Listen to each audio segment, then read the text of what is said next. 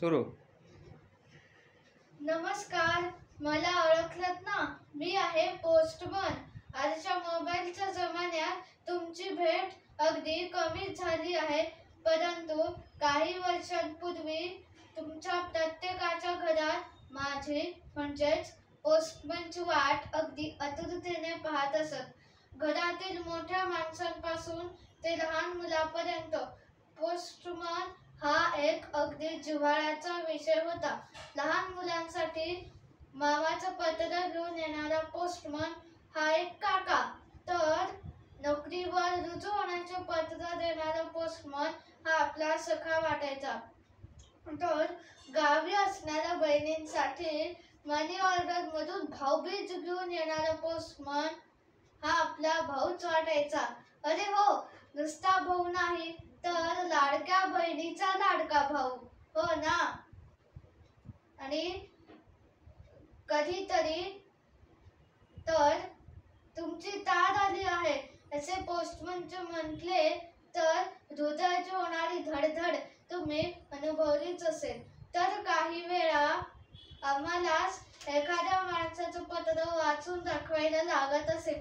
अगदी तसंच आज मी एक पत्र वाचून दाखवणार आहे.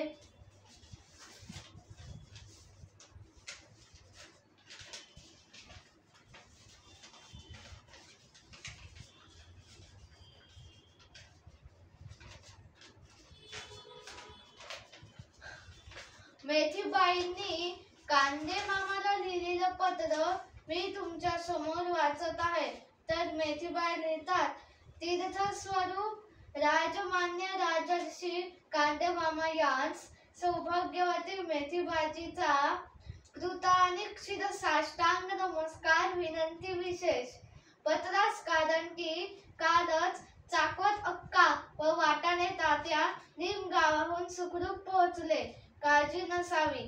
कुमारी मिरची नुकतीच तापातून बरी झाली आहे. तिने तिचा तिखटपणा दाखवण्यास सुरुवात केली आहे. चिरंजीव मुळा व चिरंजीव गाजर रोज एकत्र शाळेत जातात. त्यांच्या बरोबर कुमारी काकडी पण जाते. श्रीयुत बटाटेरावांना नुकताच मुलगा झाला आहे. बाळंतीण सुखरूप आहेत.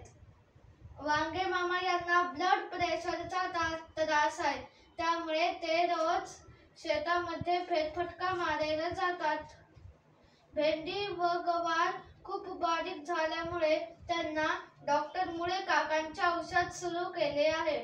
उन्हात खूप वेळ उन्हात फिरल्यामुळे टोमॅटोची तब्येत अगदी लालेलाल झाली आहे.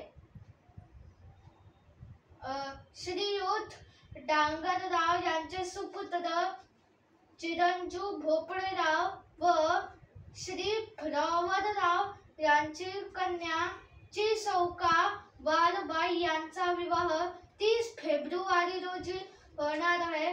तरी या शुभ प्रसंगी आपण सर्वांनी ताट वाट्या घेऊन अवश्य उपस्थित राहावे. हो कांदे मामा, आम्हाला तुमची इतकी आठवण येते की आमच्या डोळ्यात अक्षरशः पाणी येते. तरी जमेल तेव्हा तुम्ही या गावाला अवश्य यावे. तर असो, कळावे. लोभ असावा आपलीच सौभाग्यवती मेथीबाई. ताजा कलम. कांदे मामा, आपण या बालक मंदिर संस्थेच्या कार्यक्रमाला येऊन आमच्या सर्वांचा कार्यक्रम अवश्य पाहावा.